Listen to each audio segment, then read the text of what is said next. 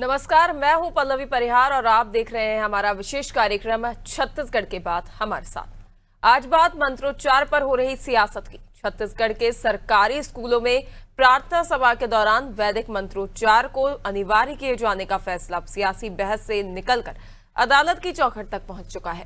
राज्य सरकार इसे भारतीय संस्कृति, नैतिक मूल्यों और सरोकार से जोड़कर बच्चों के सर्वांगीण विकास की पहल बता रही है, जबकि कांग्रेस और मसीह समाज इसे संदिग्ध संविधान की भावना, धार्मिक स्वतंत्रता और सरकारी शिक्षा व्यवस्था की निष्पक्षता के खिलाफ बता रहे हैं। इस फैसले को हाई कोर्ट में चुनौती दी गई है, जहां जल्द सुनवाई होनी है। इधर शिक्षा मंत्री गजेंद्र यादव का कहना है कि सरकार का उद्देश्य बच्चों को शिक्षा के साथ संस्कार भी देना है, जिस पर पलटवार करते हुए कांग्रेस अध्यक्ष दीपक बैज ने सरकार पर शिक्षा के भगवाकरण और आरएसएस एजेंडा थोपने का आरोप लगाया है।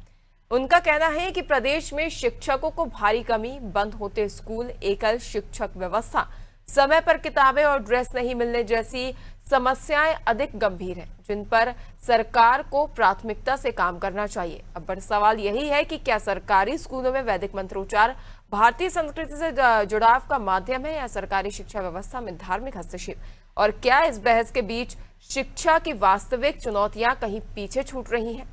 आज की इन्हीं सवालों के इर्द गिर्द पहले कुछ प्रतिक्रियाएं सुन लेते हैं। देखिए, हम लोगों ने बच्चों को शिक्षा के साथ साथ संस्कार और उसके अंदर एक सकारात्मक ऊर्जा का संचार हो, उसको ध्यान में रख के हम लोगों ने अलग अलग प्रकार के मंत्रों का उच्चारण के लिए शासन ने एक आदेश जारी किया।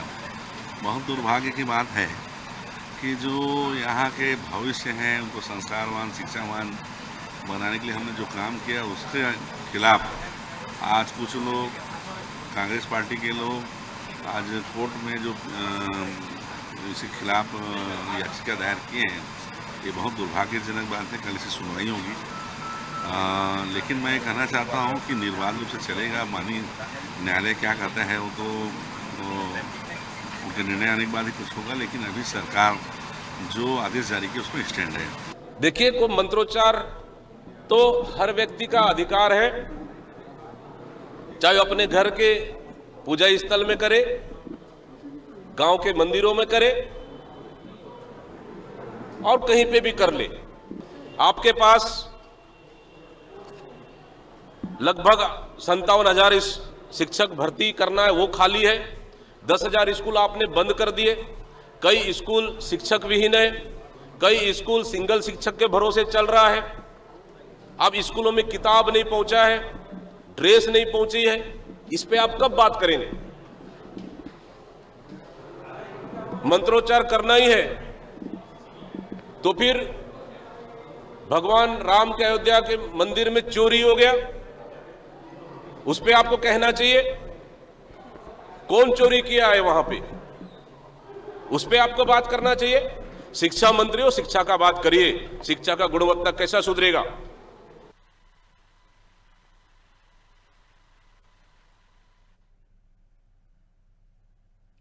तो देखिए, सरकार की ओर से जो अनिवार्य किया गया है कि अब हर स्कूल में मंत्रोच्चार जो बच्चे हैं उनकी ओर से किया जाएगा, इस पर अब प्रदेश में सियासत देखने को मिल रही है। कांग्रेस की ओर से इस पर लगातार सवाल उठाए जा रहे हैं, तो वहीं बीजेपी का कहना है कि कांग्रेस को हमेशा से ही जो हिंदू पद्धति है, सनातन पद्धति है, उनकी चीजों से आपत्ति रही है। तो वहीं कांग्रेस का कहना है कि सनातन पद्धति की किसी भी चीज से कांग्रेस को आपत्ति नहीं है, बल्कि जो विशेष मुद्दे हैं, जो महत्वपूर्ण मुद्दे हैं, उन पर सरकार को ध्यान देना चाहिए। इसी मुद्दे पर हम चर्चा करेंगे। हमारे साथ जुड़ गए हैं दयावंत बांदे जी, भाजपा मीडिया पैनलिस्ट हैं, शिल्पा देवांगन जी, कांग्रेस प्रवक्ता है, और हमारे साथ जुड़ेंगे मधुकर दुबे, वरिष्ठ पत्रकार हैं। आप सभी का अनादि टीवी में बहुत बहुत स्वागत है। वहीं यहाँ सबसे पहले मैं शिल्पा जी से सवाल लेना चाहूंगी। शिल्पा जी, जो सरकार की ओर से अनिवार्य किया गया है कि हर स्कूल में मंत्रोच्चार किया जाएगा छात्रों की ओर से, इसे कहीं ना कहीं बच्चों की संस्कारों से जोड़कर देखा जा रहा है। संस्कार जो है उनमें जो है बढ़ावा मिलेगा, बच्चों में संस्कार जो है जागृत होंगे, और इसको कई चीजों से लेकर भी जोड़कर देखा जा रहा है। और बीजेपी का ये भी कहना है कि जब तक कोर्ट से इसको लेकर कोई आदेश जारी नहीं होते, तब तक ये इस नियमों का पालन हर स्कूल में अनिवार्य रूप से किया जाएगा। इसको लेकर जो आपत्ति है वो कहाँ देखी जा रही है? क्या यदि बच्चों की ओर से मंत्रोच्चार कराया जाता है तो क्या इसमें कोई परेशानी है? आपके सभी दर्शकों को और साथ ही पैनलिस्ट को नमस्कार करती हूँ। देखिए पल्लवी जी, अधिकार और अनिवार्यता में फर्क है। दीपक बैज जी ने सही कहा है कि मंत्र उच्चारण जो है वो हर व्यक्ति का, हर बच्चे का अधिकार है। जगह वो किसी भी जगह में करे, चाहे घरों में, मंदिरों में, दिल से करे, जहां भी करना है। लेकिन सरकार जब इसे अनिवार्य कर देती है तो वो अधिकार नहीं रहता, वो दबाव बन जाता है। उसमें टेंशन क्रिएट होता है, प्रेशर और दबाव में कोई भी चीज सफल नहीं हो सकती है। और अधिकार तो, धर्म स्वतंत्रता का अधिकार तो हमारे संविधान में दिया गया है। बाबा भीमराव अंबेडकर ने स्वयं कहा है कि हर धर्म का पालन करने के लिए, अपनी इच्छानुसार पालन करने के लिए भारत का नागरिक स्वतंत्र है। भारत एक धर्मनिरपेक्ष राज्य है। तो मुझे एक बात बताइए, जहां सभी धर्म के, हर समुदाय के, हर वर्ग के, चाहे वो अमीर हो, गरीब हो, कोई भी आदिवासी क्षेत्र का हो, आदिवासी क्षेत्र के बच्चे हो, चाहे जैन धर्म के बच्चे हो, चाहे सिख धर्म के बच्चे हो, इस्लाम धर्म के हो, कोई भी हो, सभी, और हिंदू बच्चे सभी एक साथ स्कूलों में पढ़ते हैं और खेलते हैं। अब इस तरीके की जो भावना सरकार के तरफ से दबाव उत्पन्न करके भेदभाव वाली भावना जागृत की गई है, मुझे एक बात बताइए, क्या स्कूल के प्ले ग्राउंड में बच्चों में द्वेष भावना नहीं आएगी? क्या खेलते समय उनके में वो एक भेदभाव वाली भावना नहीं थी, जहां उनकी सोच में भी नहीं था?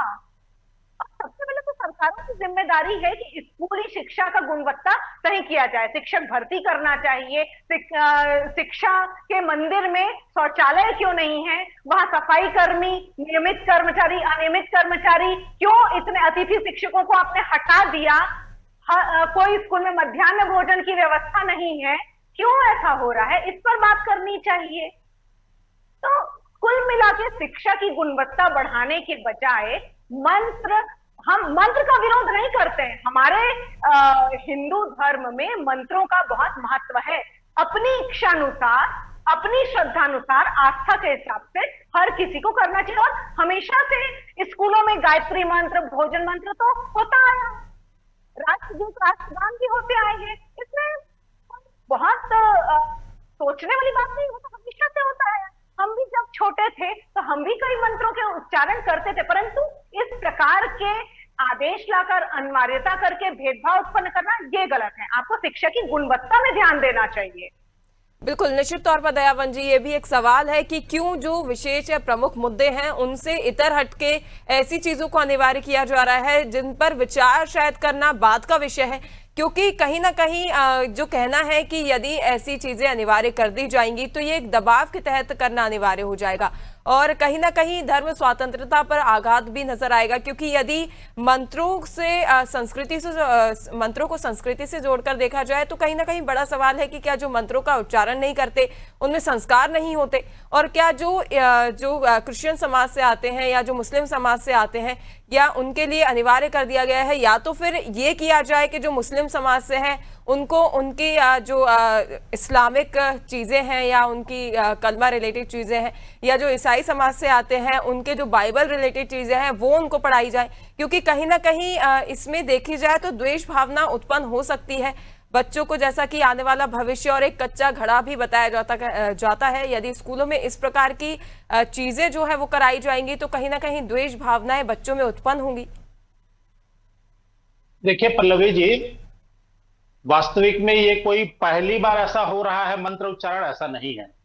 कांग्रेस की भी जब सरकार रहा करती थी, जब हम लोग छोटे थे, आज से लगभग मैं 27-28 साल पहले की बात बता रहा हूं, तो हम लोग भी ये जितनी चीजें स्कूल में करते थे और शासकीय स्कूल में करते थे, चाहे वो गायत्री मंत्र की बात हो, चाहे सरस्वती वंदना की बात हो, चाहे शांति पाठ की, ये उस समय भी हम करते थे। उस समय कांग्रेस की सरकार रहती थी। लेकिन ये कब से हुआ?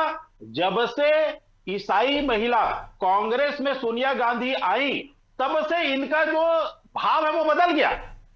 और उसमें फिर इन लोगों ने उनके मोटिवेशन के आधार पे और उनकी सोच के आधार पे, अंतरराष्ट्रीय षड्यंत्र के आधार में इस प्रकार से छलावा की बात आज कांग्रेस कर रही है। दूसरी बात, छत्तीसगढ़ माता कौशल्या की धरती है। छत्तीसगढ़ भगवान श्री रामचंद्र जी का ननिहाल है। जहां भारतीय संस्कृति रग रग में बसता है। जय जोहार, जय श्री राम, जय सिया राम, राम राम सामान्य प्रक्रिया सो उठ करके होती है।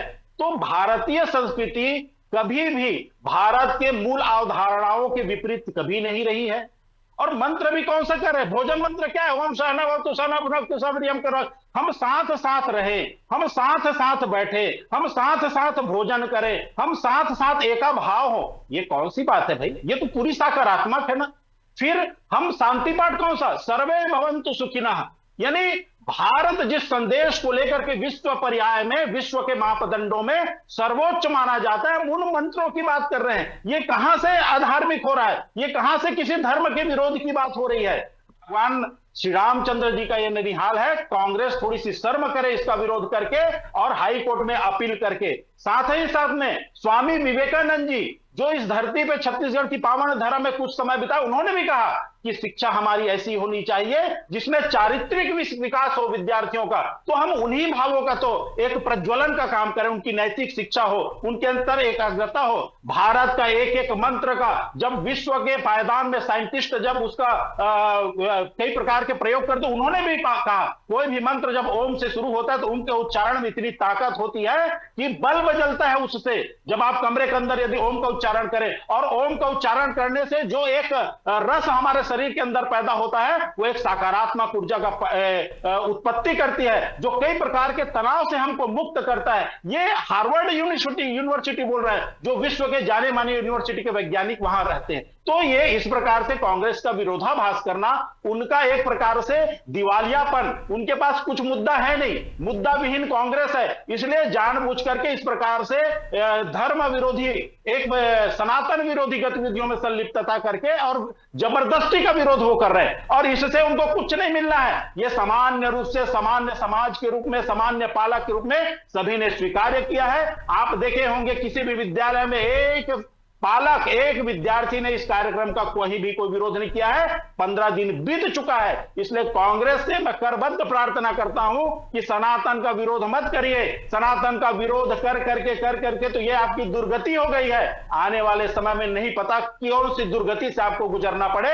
इसलिए आप इस प्रकार से दुष्कर्म, जिस प्रकार से दुराचार का किसी भी प्रकार से आप आचरण न करें।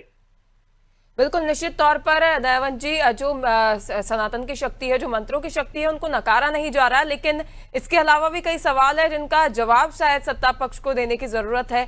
और निश्चित तौर पर एक विपक्ष होने के नाते सत्ता पक्ष से सवाल करने का दायित्व उनका बनता है। और कई ऐसे सवाल है जो दीपक बैठ की ओर से किए गए थे जिनका हम जवाब भी लेंगे, लेकिन इससे पहले मैं मधुकर जी के पास जाना चाहूंगी। मधुकर जी, आप एक वरिष्ठ पत्रकार हैं। जहां जनता की नजरों से यदि देखने की बात की जाए तो आप एक जो माध्यम है वो कह सकते हैं, जहां पर ये जो फैसला लिया गया है सरकार की ओर से हर स्कूल में जो मंत्र है उन्हें अनिवार्य करने का, बच्चों की ओर से मंत्रों का उच्चारण अनिवार्य कर दिया गया है, जब तक कोर्ट का एक स्पष्ट आदेश ना आ जाए तब तक, आप इसे किस तरह से देखते हैं? नहीं, देखिए जी, बिल्कुल आपने सही कहा। मेरा ये मानना है कि जो कोई भी धर्म हो, यानी सनातन धर्म या जो भी हमारी अच्छी बातें हैं, जो बच्चों के संस्कार में चीजें जा सकती है, उसके लिए करना वो अनिवार्य है। लेकिन अब किसी धर्म के नजरिए से जो है कि जोड़ा जाना ठीक नहीं है शिक्षा को।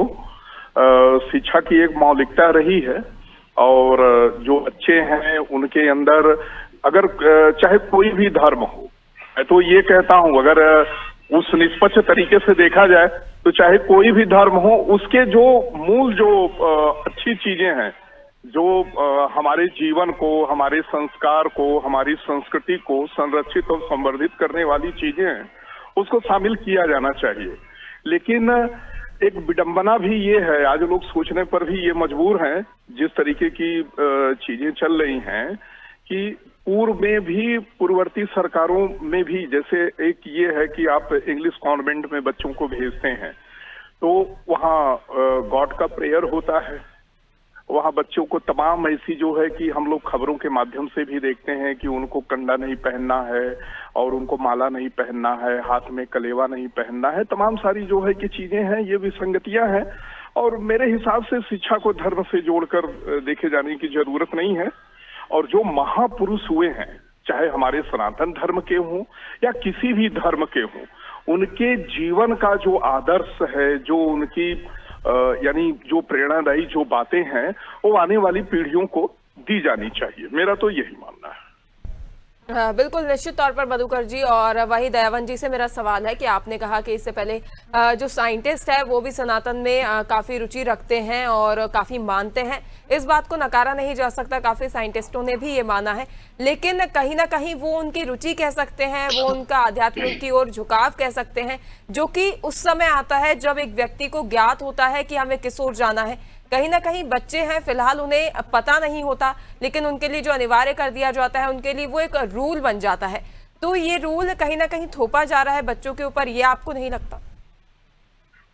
पल्लवी जी, भारतीय संस्कृति अनमोल है, विश्व में इसका अपना एक दर्जा है और विश्व भारतीय संस्कृति को, यहाँ की सभ्यताओं को, यहाँ के मौलिक भावों का बहुत ही कदर करती है। और हमने भी देखा है, हमारे भी बहुत सारे मित्र हैं जो गैर सनातनी भावों से चले रहे हैं, लेकिन क्या दुर्गा पक्ष आता है तो वो क्या माता दुर्गा के सामने में आकर के वो आरती नहीं उतारते क्या? जब हमारे गणेश जी की जब बहुत सारे जब कार्यक्रम होते हैं तो वो क्या स्वागत अभिनंदन नहीं करते हैं क्या? क्योंकि वह भी जानते हैं कि उनका भी जो पूर्वज है, उनके भी जो मूल हैं, जी ठीक है। यदि सनातन से इतर हटा के हम यदि मुद्दे पर चर्चा करें दयावन जी, तो एक और सवाल है, कई स्कूल ऐसे हैं जहां पर शिक्षक नहीं है, कई स्कूल ऐसे हैं जहां पर मिड डे मील व्यवस्था जो है वो चरमराई हुई है, बच्चों को भोजन व्यवस्थित नहीं मिलता है। और कई बार ऐसा देखा जाता है कि कई स्कूलों में बच्चे हैं वो क्षमता से अधिक हैं, लेकिन भवन निर्माण नहीं है, कई जर्जर भवनों में बच्चे पढ़ने को मजबूर हैं। और इसी की बात जो दीपक बैज है उनकी ओर से भी की गई है, लेकिन तस्वीरें भी समय समय पर सामने आती हैं। क्या आपको नहीं लगता कि इन पर भी विचार विमर्श करने की आवश्यकता है? सरकार हर विषयों पे विचार कर रही है पल्लवी जी, और हर समस्याओं का निदान भी कर रही है। 5 साल में जो कांग्रेस ने गड्ढा किया, शिक्षा को जो त्राहिमाम स्थिति में पहुंचाया, उसको पाट करके भारतीय जनता पार्टी 2.5 साल हो गए उसको आगे बढ़ रही है। और उसी के क्रम में हमने युक्तियुक्तकरण किया पल्लवी जी, और उसके कारण से 10,538 शालाओं का हमने युक्तियुक्तकरण किया है। और आज के तारीख में जो शिक्षक विहीन विद्यालय थे वो शून्य है। आज के तारीख में जो एकल शिक्षकीय विद्यालय है वो शून्य है। हमने 5,936 प्राथमिक शालाओं को जो एकल शिक्षकीय थे उसको बहुशिक्षकीय किया है। 16,165 शिक्षक जो कि एकल विद्यालय में थे उनको हमने सम्मिलित किया है। जी दयावन जी, शिल्पा जी आपकी आवाज हम तक नहीं पहुंच पा रही है। दयावन जी आपकी इस बात पर शिल्पा जी शायद कुछ कहना चाहती हैं। शिल्पा जी, हमारे पास समय की कमी है और समय की बाध्यता के चलते अपने जो बात है उसको चंद शब्दों में पूरा करने की कोशिश करिए। जी शिल्पा जी, आपकी आवाज हम तक नहीं पहुंच पा रही है, कॉल अनम्यूट कर दीजिए।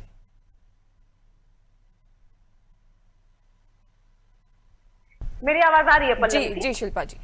हाँ, मैं ये कहना चाह रही हूँ कि मेरे भाई जो हैं निश्चित रूप से जो भी बातें कर रहे हैं, परंतु एक बात उन्होंने सबसे महत्वपूर्ण बात थी, गुणवत्ता वाली बात और शिक्षकों की भर्ती वाली बात। तभी तो हमारे बच्चे जो देश का भविष्य है वो विज्ञान के क्षेत्र में, गणित के क्षेत्र में, तकनीकी के क्षेत्र में आगे बढ़ेंगे। मैं मानती हूँ ओम का उच्चारण करने से सकारात्मक ऊर्जा आती है, हम सब मानते हैं, परंतु क्या विज्ञान पढ़े बिना काम हो जाएगा? क्या गणित पढ़े बिना काम हो जाएगा? क्या तकनीकी के क्षेत्र में हमें आगे नहीं बढ़ना? क्या शिक्षकों की जरूरत नहीं है? 57,000 पद भी हैं।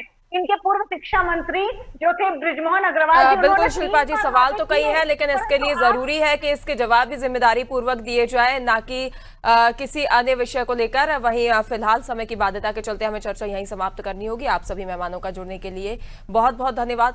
तो देखिए, लगातार मामले को लेकर सियासत तो देखने को मिल रही है, दोनों ही पक्षों के अपने अपने तर्क हैं। लगातार जहां विपक्ष की ओर से कई मुद्दों को लेकर सवाल उठाए जा रहे हैं, तो सत्ता पक्ष का कहना है कि सभी जो मुद्दे हैं उन पर कार्य किया जा रहा है सरकार की ओर से। लेकिन जो एक और निर्णय लिया गया है इसमें भी कोई बदलाव नहीं किया जाएगा जब तक कोर्ट से कोई स्पष्ट आदेश नहीं आ जाते। अब देखने वाली बात होगी कि जब कोर्ट से आदेश आते हैं उसके बाद क्या निर्णय लिया जाता है। लेकिन फिलहाल के लिए इस खास चर्चा में इतना ही। लगातार देखते रहिए अनादि टीवी। नमस्कार।